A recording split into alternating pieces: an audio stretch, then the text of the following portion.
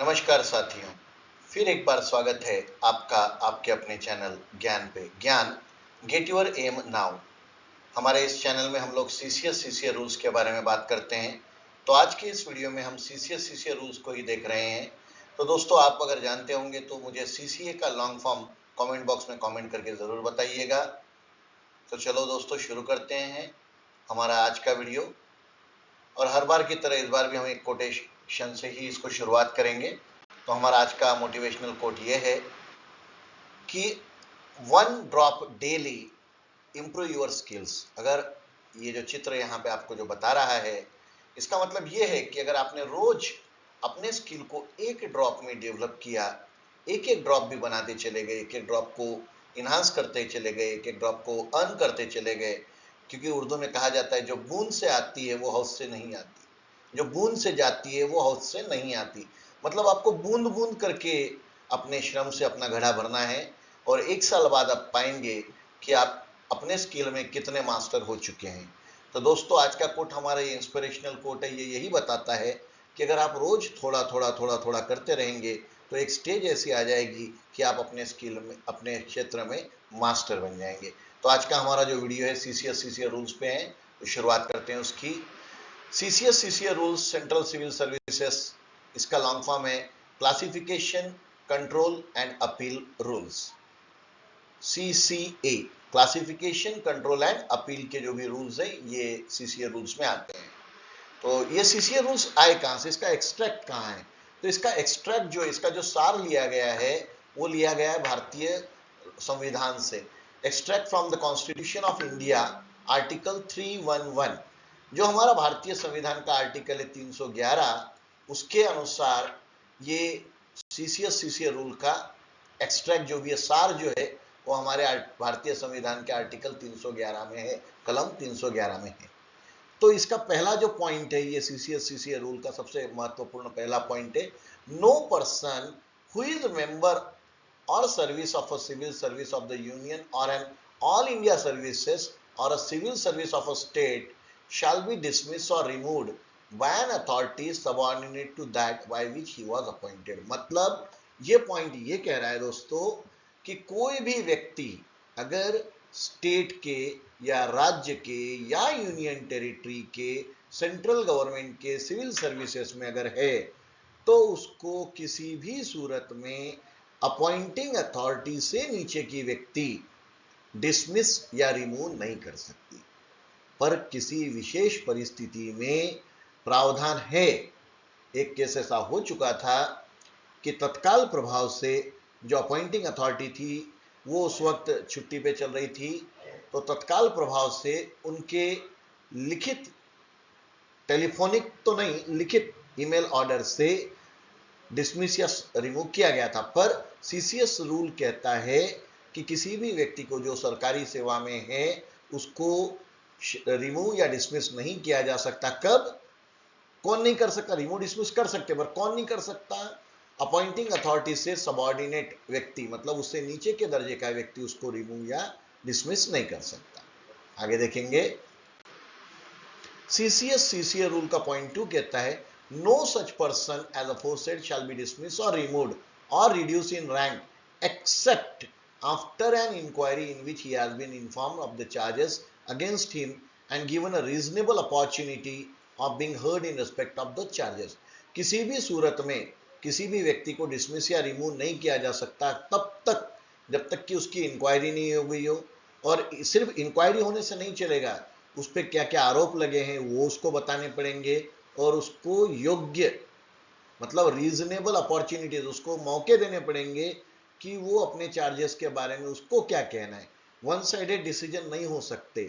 CCA rule क्या कहता है कि अगर किसी व्यक्ति को अगर आप सेवा से निरस्त कर रहे हैं, उसको डिसमिस कर रहे हैं या निकाल दे रहे हैं, उसकी रैंक, उसका पदोन्नति कर रहे हैं, पदोन्नति नहीं, पद अवन्नति, मतलब उसको, उसकी अगर वो समझ लो अभी पोस्ट रैंक 10 में होगा, पे बैंड ग्रेड पे में 10 में अगर होगा तो आप उसको 9 में ला रहे हो। अगर वो वाइस प्रिंसिपल है तो उसको पीजीटी बना रहे हो। तो ऐसी स्थिति में उसको, आपको बिना सुने आप उसके खिलाफ कोई भी एक्शन नहीं कर सकते। तो चलिए दोस्तों, एक बात मुझे कमेंट करके जरूर बताइएगा कि एक व्यक्ति, उसकी पहली पोस्टिंग एज अ पीजीटी थी और बाद में वो एग्जाम दे करके प्रिंसिपल बन गया और उसका डिमोशन करना है, तो क्या उसका डिमोशन टीजीटी में किया जा सकता है? ये कमेंट करके कमेंट बॉक्स में जरूर बताइएगा। और हाँ, अगर अभी तक आपने मेरे चैनल को सब्सक्राइब नहीं किया है तो उसको सब्सक्राइब करिए, शेयर करिए और लाइक करिए। दोस्तों वीडियो में अंत तक बने रहिएगा। अब ये सीसीए रूल का रूल नंबर 1 क्या कहता है?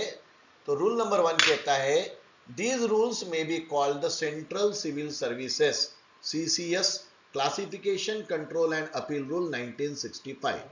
ये रूल को जाना जाएगा सीसीए रूल्स 1965 के नाम से। They shall come into force on the 1 December 1965। ये 1 दिसंबर 1965 को अस्तित्व में आए। अगर दोस्तों ये जो रूल्स हैं ये 1 दिसंबर 1965 से लागू हुए हैं, कई बार ये सवाल पूछा जाता है कि सीसीए रूल कब से लागू किए गए थे। इसका रूल 2 कहता है, जिसमें इंटरप्रिटेशन है। पहले में कब लागू हुए थे ये रहेगा दोस्तों, कोई भी सीसीए रूल लीजिए, और दूसरे में रहेगा उसका इंटरप्रिटेशन। तो इसका इंटरप्रिटेशन क्या कहता है? Appointing authority. अपॉइंटिंग अथॉरिटी मतलब कौन? जो आपको अपॉइंट करता है वो। The authority which appointed the government servant to such service grade और पोस्ट। अगर आपकी जो भी ग्रेड है, जो भी पोस्ट है, जो भी सर्विस है, उस पर जिसने आपको अपॉइंट किया वो कहलाएगी आपकी अपॉइंटिंग अथॉरिटी। नवोदय के मामले में अपॉइंटिंग अथॉरिटी कौन है ये आप मुझे कमेंट करके जरूर बताइएगा। दूसरा, disciplinary authority means the authority competent under these rules. Disciplinary authority मतलब कौन? ये जो सीसीए रूल के अंतर्गत जो कॉम्पिटेंट अधिकारी है वो कौन है? To impose on a government servant any of penalty specified in rule 11। Rule 11 में जो भी पेनाल्टी स्पेसिफाई की गई है वो पेनाल्टी को इंपोज करने वाला अधिकारी कौन है, उसके जो भी डिस्क्रिप्शन दिए जाएंगे वो कहलाएगा डिसिप्लिनरी अथॉरिटी। आगे देखेंगे। तीसरा आएगा government servant. Government servant means a person who service is controlled by central government. Government servant कौन हुआ? जिसकी सर्विस को सेंट्रल गवर्नमेंट कंट्रोल करती है वो। Then head of the department. ये सवाल बहुत बार आया है। Head of the department, head of the office में लोग कंफ्यूज कर जाते हैं। Head of the department means for the purpose of exercising the powers as appointing, disciplinary, appellate और रिव्यूइंग अथॉरिटी। ये जो आपका हेड ऑफ द डिपार्टमेंट होता है उसको सारी पावर्स होती है। कौन सी? आपकी अपॉइंटमेंट करने की, आपके खिलाफ डिसिप्लिनरी एक्शंस लेने की, आप उसके पास में अपील कर सकते, वो हाईएस्ट अपीलेट अधिकारी होता है आपका, या रिव्यू करने की भी अथॉरिटी उनको होती है, वो आपका हेड ऑफ द डिपार्टमेंट होता है। Then head of the office. Head of the office होता है for the purpose of exercising the powers as appointing, disciplinary, appellate और reviewing authority. Head of the office को अधिकार होते हैं कि वो डिसिप्लिनरी व्यक्ति को अपॉइंट कर सके, अपीलेट अथॉरिटी को वो डिसाइड कर सकता है और रिव्यूइंग अथॉरिटी को भी वो डिसाइड कर सकता है। वो कहलाता है आपका हेड ऑफ द ऑफिस। अब रूल 3 क्या कहते हैं? एप्लीकेशन।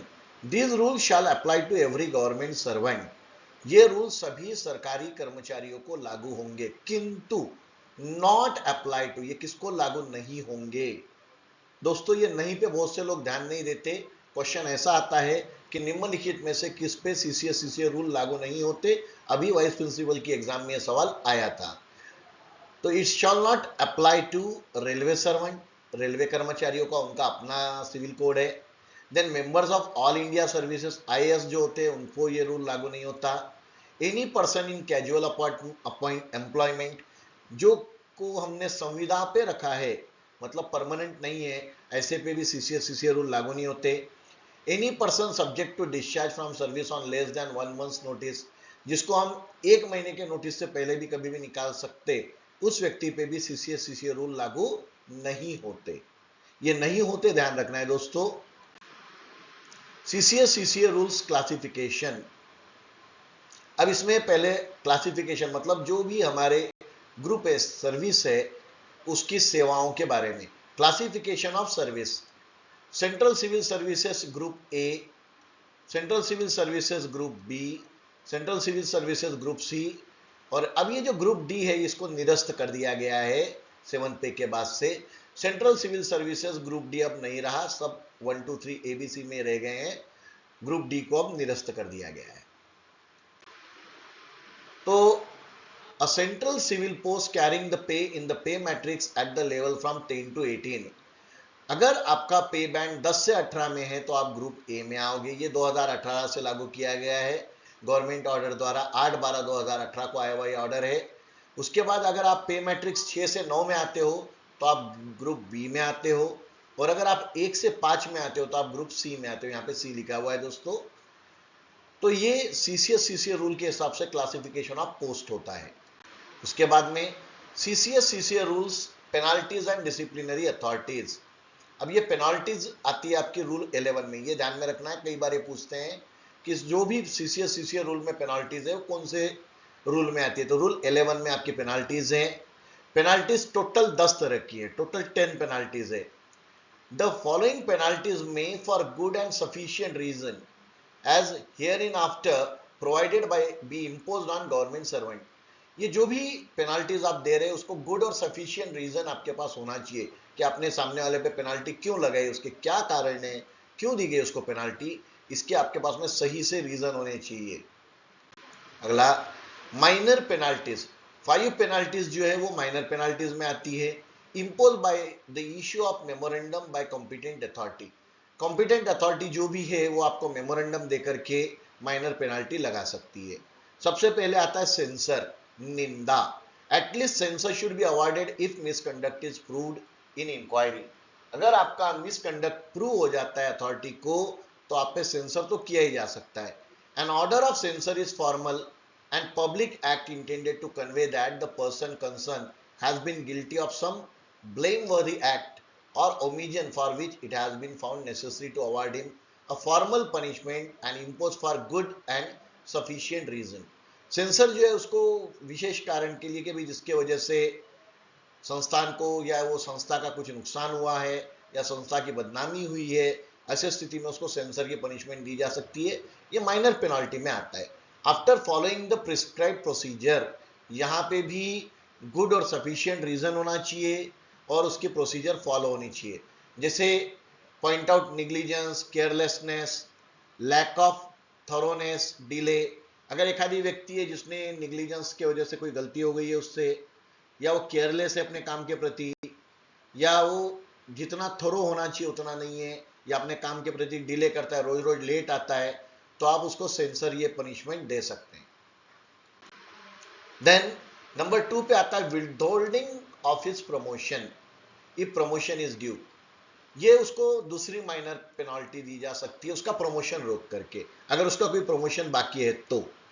तीसरा, recovery from his pay of the whole और part of any pecuniary loss. अगर धन संबंधी उसकी वजह से कोई लॉस हुआ है तो वो जो भी लॉस हुआ है, एक तो वो पूरा या उसका कुछ हिस्सा उसके सैलरी से आप कट कर सकते हो बाय निग्लिजेंस और ब्रीच ऑफ ऑर्डर्स। अगर उसने कोई ऑर्डर नहीं माने, उसके वजह से लॉस हुआ होगा, तो ऐसे स्थिति में उसके सैलरी से उसको जो भी है नुकसान हुआ है उसका पूरा हिस्सा, पूरा या उसका कुछ हिस्सा रिकवर किया जा सकता है। Then reduction to a lower stage in the time scale of pay by 1 stage for a period not exceeding 3 years without cumulative effects and not adversely affecting his pension. मतलब किसी को आप लोअर स्टेज में reduce कर सकते हो, एक stage पे बाय 1 स्टेज। ये लोअर स्टेज रिड्यूस मतलब पे बैंड में जो भी उसका इंक्रीमेंट हुआ था आप उसका एक आधा इंक्रीमेंट रोक सकते हो, पर 3 साल से ज्यादा नहीं, और विदाउट क्यूमुलेटिव इफेक्ट। मतलब वो एक ही साल के लिए या 3 साल के बाद में वो इफेक्ट नहीं रहेगा, उसको उसका जो भी इंक्रीमेंट हो मिल जाएगा। इसको कहते हैं विदाउट क्यूमुलेटिंग इफेक्ट। विथ क्यूमुलेटिंग इफेक्ट अगर आ गया तो मेजर पेनाल्टी हो जाएगी। माइनर पेनाल्टी में अगर समझ लो किसी व्यक्ति को 1 साल के लिए आपने उसका एक इंक्रीमेंट रोक दिया, तो 1 साल पूरा हो जाने के बाद उसको वो इंक्रीमेंट मिल जाएगा। चलिए आगे देखेंगे। Reduction to lower stage in the time scale of pay. A government servant cannot be reduced in rank to a post not held earlier by him in the cadre। किसी भी सरकारी कर्मचारी को उस पोस्ट से रिड्यूस नहीं कर सकते अगर उसने पहले वो पोस्ट पे काम नहीं किया है। मतलब अगर कोई व्यक्ति पीजीटी था, एग्जाम देकर के वाइस प्रिंसिपल बना, प्रिंसिपल बना, तो आप उसको पीजीटी से नीचे रिड्यूस नहीं कर सकेंगे। अगर कोई ऑफिस सुपरिटेंडेंट है, वो यूडीसी डायरेक्ट लगा था और बाद में ओएस बना, तो आप उसका ज्यादा से ज्यादा डिमोशन यूडीसी में कर सकते, उसको एलडीसी नहीं बना सकते। ये यहां पे इसका मीनिंग होता है दोस्तों। अगला सवाल, on the day of penalty पे लेवल 9 में, सेल 7 में उसका पे हो गया 63,300, आपने उसको एक स्टेज रिड्यूस किया, पर वो पे लेवल 9 में ही रहेगा, सेल नंबर 6 में आ जाएगा, 61,500 उसकी सैलरी हो गई। अगर आपने उसको 2 स्टेज रिड्यूस किया तो सेल नंबर 5 में आ जाएगा, 59,700 में आ जाएगा। अगर आपने 3 स्टेज रिड्यूस किया, ये मैक्सिमम माइनर पेनाल्टी में 3 स्टेज आप रिड्यूस कर सकते हैं, तो ऐसे स्थिति में उसको 58,000 समथिंग उसका पेमेंट होगा। चलिए दोस्तों आगे देखेंगे, penalty under rule 11(3)(a। Rule 11(3)(a) के अंतर्गत जो पेनाल्टी आती है वो क्या है? Reduction to a lower stage in time scale of pay by 1 stage for a period of 1 year without cumulative effect and not adversely affecting his pension. Rule 11 के तीसरे ए में यह आता है, किसी को भी हम पे स्केल 1 से अगर रिड्यूस कर देते हैं, 1 स्टेज नीचे ला देते हैं 1 साल के लिए, विदाउट क्यूमुलेटिव ध्यान रखना है दोस्तों, 1 साल बाद उसको उसकी स्टेज वापस से मिल जाएगी, without cumulative effect and not adversely affecting his pension. इससे उसकी पेंशन पे अगर वो मिल रही होगी तो कोई फर्क नहीं पड़ेगा। आगे, अब जैसे ये देख लीजिए, डेट ऑफ इंक्रीमेंट इज 1 जनवरी।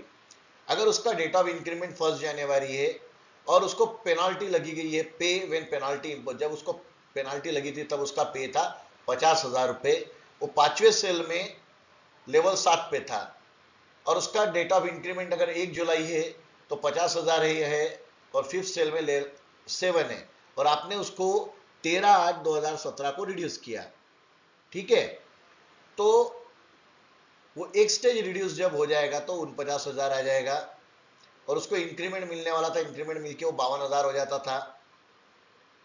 ठीक उसी तरह से अगर वो 1 जुलाई वाला होगा तो भी वो 52,000 हो जाएगा, पर उसका जो पेमेंट है 2018 के बाद से वापस से उसको हमने उसको एक सेल रिड्यूस किया था तो वो 49,000 पे आ गया था, इंक्रीमेंट के साथ उसको 52 मिलना था, हमने उसका एक इंक्रीमेंट रोक दिया था 1 साल के लिए, पर जैसे ही उसका 1 साल पूरा हो गया 13/8/2018 को 52,000 उसको मिल जाएगा, और उसका जो भी इंक्रीमेंट है, अगला इंक्रीमेंट 1 जनवरी 2019 से वो 53,600 में आ जाएगा। मतलब यहाँ पे समझ लीजिए दोस्तों, ये थोड़ा कैलकुलेशन वाला गणित है, 52,000 रुपये उसको सैलरी हो जानी थी अगर उस पर पेनाल्टी नहीं लगती तो वो 49 पे आ गया था, पर 1 साल पूरा होते से उसकी पेनाल्टी, उसकी सैलरी होगी 52,000, और उसको 1 जनवरी 19 में उसको इंक्रीमेंट भी मिल जाएगा और वो लेवल 7 में आ जाएगा। तो 7 में तो वो था ही, अब वो 6 सेल के जगह 7th वाले सेल में आ जाएगा और उसकी सैलरी हो जाएगी 53,600। अगर जुलाई में इंक्रीमेंट होगा तो वही प्रोसेस जुलाई के लिए लागू होगी। ठीक है दोस्तों, आगे बढ़ेंगे, सीसीए रूल्स। अब विदहोल्डिंग, ये इसमें चौथी पनिशमेंट है, विदहोल्डिंग ऑफ इंक्रीमेंट ऑफ पे। अगर आप उसका इंक्रीमेंट रोक देते हो तो, अब इसका इलिस्ट्रेशन समझ लो, रूल 11 के 4 में है, 3A में पिछला देखा था हमने, अब 11 के 4 में आएगा, withholding of increment as increment is granted either on 1st of January और 1st of July of every year as per eligibility. जो भी आपने ऑप्ट किया होगा 1 जनवरी या 1 जुलाई, उस हिसाब से आपको इंक्रीमेंट मिलता है। तो ऐसे स्थिति में अगर आपका इंक्रीमेंट ग्रांट होता है तो उसको हम रोक सकते हैं। Therefore on imposition of penalty of withholding of increment, multiple increments भी आप रोक सकते हैं, 1 इंक्रीमेंट, 2 इंक्रीमेंट। अगर किसी का एक ही इंक्रीमेंट रोका है तो वो कब से लागू होगा, उसके लिए भी डेट का गणित थोड़ा आपको समझना जरूरी है। समझ लो, the increment will be given on notional basis, काल्पनिक जो भी उसका एरियर है, and without affecting date of next increment on restoration of increment. इस स्थिति में उसका अगला इंक्रीमेंट को कोई भी इफेक्ट नहीं होगा। If the penalty of withholding of 1 increment for 6 months is impose on a government servant in October 17, अगर किसी भी सरकारी कर्मचारी पे आपने उसका एक इंक्रीमेंट 6 महीने के लिए रोकने का पेनाल्टी उस पर लगी है, और वो पेनाल्टी उसको लगी है October 17 में, और उसकी डेट ऑफ इंक्रीमेंट 1 जनवरी है, जो कि 1/1/2018 को ड्यू है, तो will be withheld for 6 months, that is till 30/6/2018 तक उसको आप विदहोल्ड कर लेंगे। क्या बोला था हमने, 6 महीने के लिए उसकी इंक्रीमेंट को रोकना है, और उसको इंक्रीमेंट कब मिला, अक्टूबर में नहीं मिला ना, उसको इंक्रीमेंट मिला 1/1/2018 को, तो उसको 6 महीने के लिए रोकना है। मतलब 6 महीने कब पूरे हो गए? 30 जून को 6 महीने पूरे हो जाएंगे। तो his increment would be released on 1/7/2018। और यहां महत्वपूर्ण है विदाउट एरियर। 6 महीने के लिए हमने उसका इंक्रीमेंट रोका था, पर 1/7/2018 पे जब हम उसको इंक्रीमेंट देंगे तो उसको 6 महीने का एरियर नहीं देने वाले। क्यों? क्योंकि उसको पेनाल्टी हुई थी, 6 महीने का इंक्रीमेंट हमने उसका रोक लिया था दोस्तों। तो दोस्तों यहां तक सभी को क्लियर हो गया होगा। अगर कोई डाउट आते हैं तो आप मुझे कमेंट बॉक्स में डाउट जरूर पूछ सकते हैं। अगला, चलिए दोस्तों आगे देखते हैं। पिछले केस में हमने देखा कि उसका इंक्रीमेंट जो था वो उसने ऑप्ट किया हुआ था 1 जनवरी 2000, 1 जनवरी जो भी था।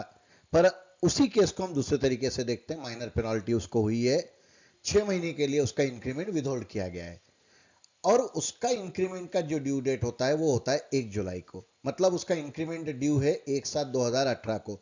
पर हमने देखा था दोस्तों उसको पनिशमेंट हुई थी 2017 में, अक्टूबर 2017 में उसको पनिशमेंट हुई। और पनिशमेंट क्या हुई कि उसका इंक्रीमेंट 6 महीने के लिए रोक लिया जाए।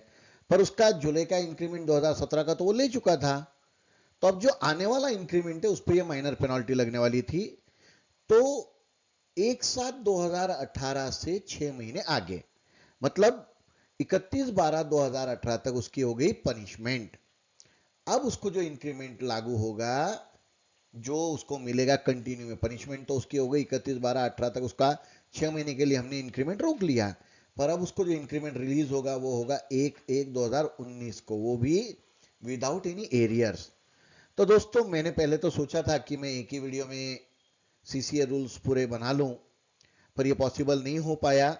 तो इस वीडियो में मैंने माइनर पेनाल्टीज को ही लिया है। इसका सेकंड पार्ट जो होगा उसमें हम लोग मेजर पेनाल्टीज को देखेंगे। तो आज के लिए इतना ही काफी है दोस्तों।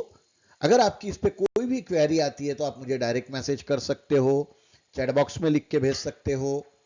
और साथ ही साथ अगर आपने अभी तक मेरे चैनल को सब्सक्राइब नहीं किया है तो उसको सब्सक्राइब करिए दोस्तों, फॉलो करिए, लाइक करिए। आपके एक सब्सक्राइब से, एक फॉलो करने से हमें फायदा जरूर जरूर होता है दोस्तों। चलिए आज के लिए इतना ही काफी है। Thank you. Please subscribe my channel, like, share and press the bell icon. ये अगर बेल आइकॉन आपने दबा दिया तो मेरे आने वाले सभी वीडियो के नोटिफिकेशंस आपको वक्त वक्त से मिलते रहेंगे।